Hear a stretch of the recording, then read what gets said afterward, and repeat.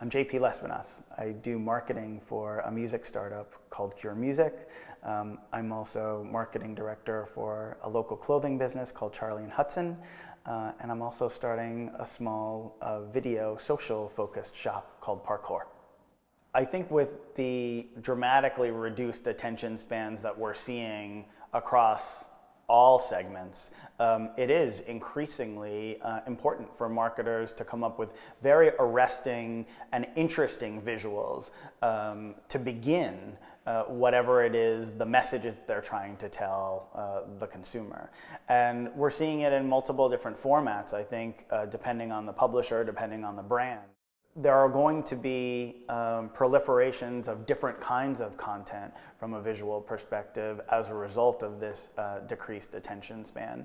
One thing that's really interesting, I think the stat is that the average person, when scrolling through their Facebook newsfeed, gives attention to a visual or a post for about 0.3 seconds. So a marketer or anybody who's posting visual content has a fraction of a second to make people stop in their tracks and take in the message that they're trying to get out there. And it's an art. It's an art to do it.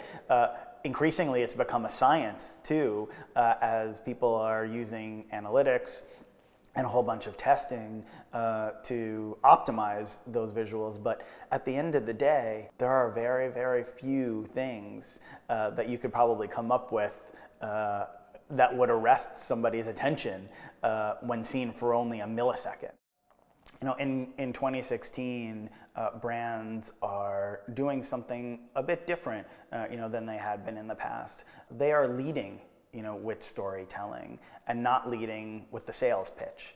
Back in the day of, the Mad Men era, the creative was intriguing, but you kind of still always felt like it was leading with the sales pitch. And there was things that were placed around it to make the sales pitch seem less harsh.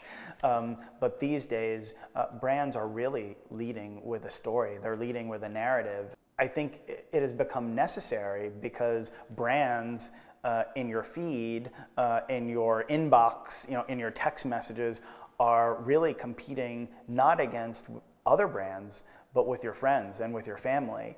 And those stories and those narratives are necessarily so authentic that the brand has to figure out a way to organically integrate into your life.